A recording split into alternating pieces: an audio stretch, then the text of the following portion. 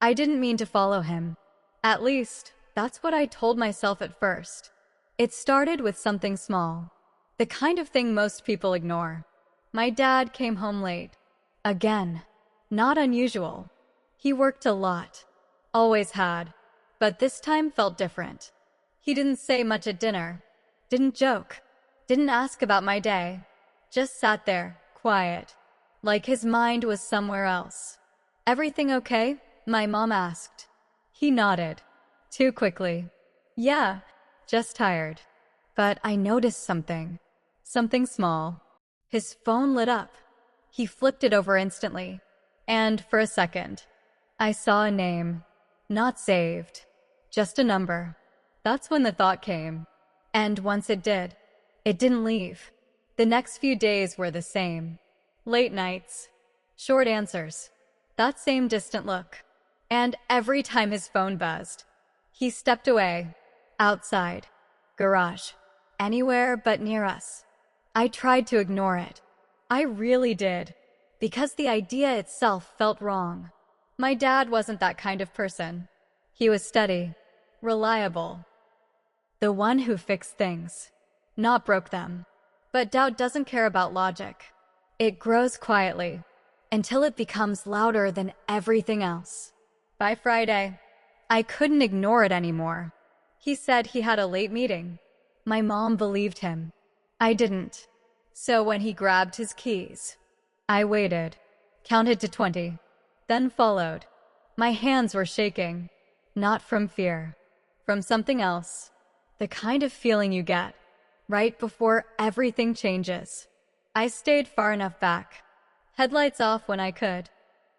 Heart racing faster with every turn. He didn't go to work. That's when I knew. He drove across town, past the familiar streets, into a part of the city we never visited. And then he stopped. A small building.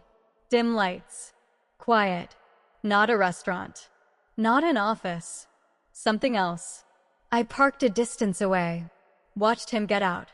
Watched him walk inside. No hesitation. Like he had been there before.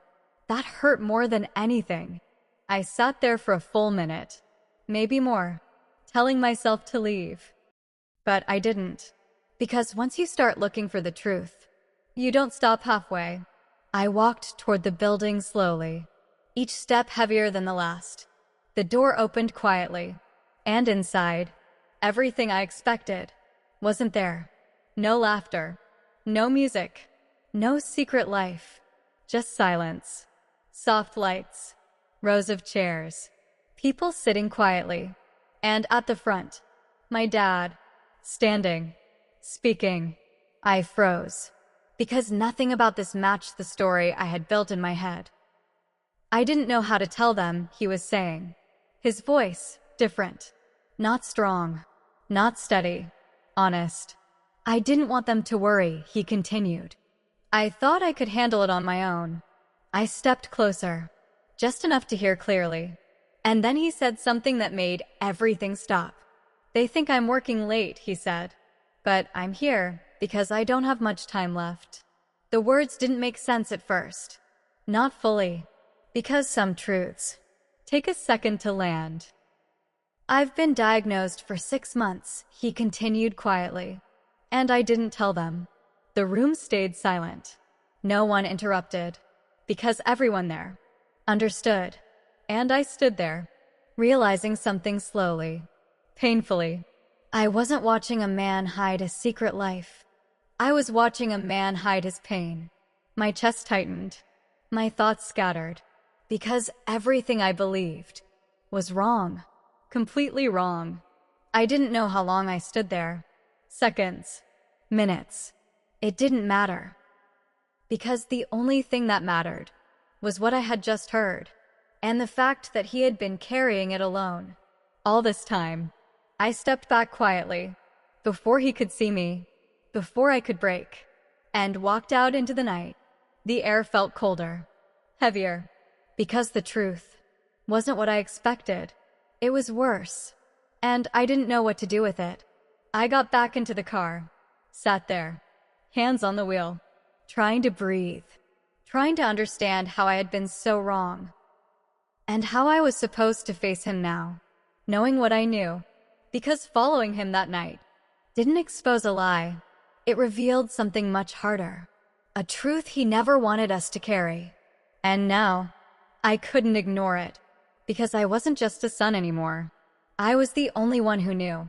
I didn't go inside again. I couldn't. Instead, I drove home. Slow, careful. Like if I moved too fast, everything would break. The house looked the same. Lights on. Dinner plates still in the sink. My mom sitting on the couch, watching something she wasn't really paying attention to. "Hey," she said when I walked in. "Your dad called. Said he'll be late." Late. The word hit differently now. "Yeah," I said quietly. "I know." She smiled. Not worried. Not suspicious. Just trusting. And that was the hardest part. Because she didn't know. She still believed everything was normal. And I stood there, holding a truth that didn't belong to me. That night, I didn't sleep. Every time I closed my eyes, I saw him. Standing there. Speaking. Alone. I don't have much time left. The words echoed again and again. I wanted to confront him. Demand answers. Ask why he didn't tell us. But every time I imagined it, I stopped. Because I already knew the answer. He didn't want us to hurt. And somehow, that made it worse. Morning came too fast. Breakfast was quiet. My mom making coffee. Me pretending everything was normal. And then, he walked in. Same as always. Same calm face. Same steady voice. "Morning," he said. Like nothing had changed. Like he hadn't just said something that shattered everything. "Morning," I replied. We looked at each other for a second.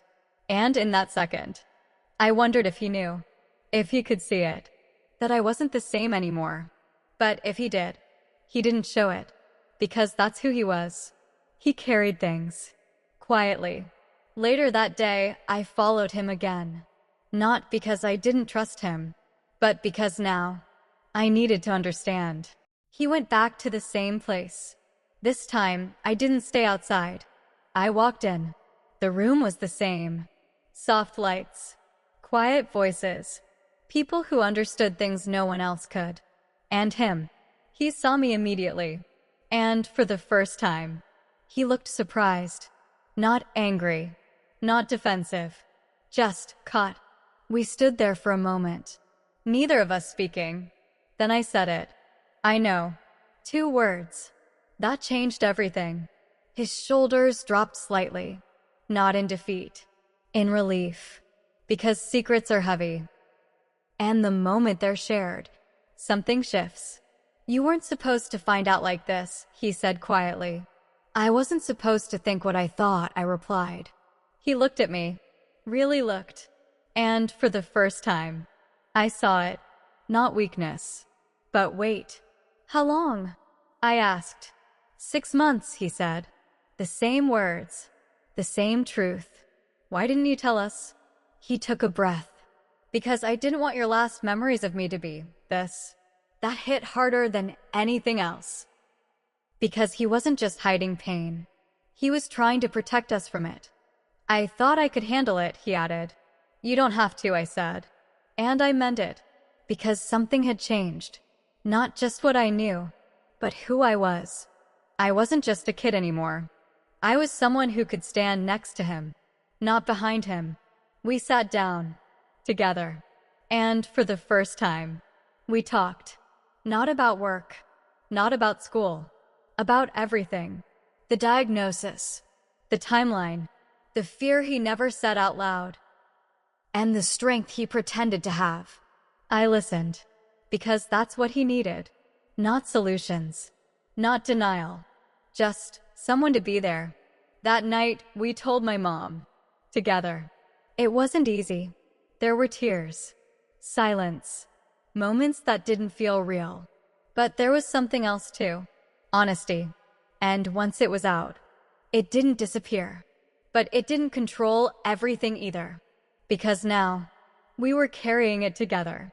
Days turned into weeks. Weeks into something else. Time felt different. More important. More fragile.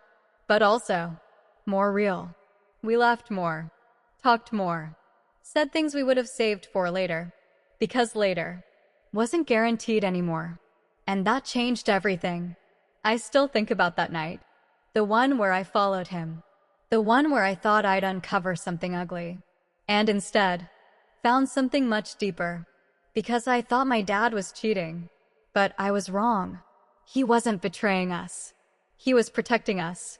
And in trying to carry everything alone, he almost took away the one thing we needed most. Time together. The truth didn't break us. It brought us closer. And in the end, that mattered more than anything I thought I was going to find.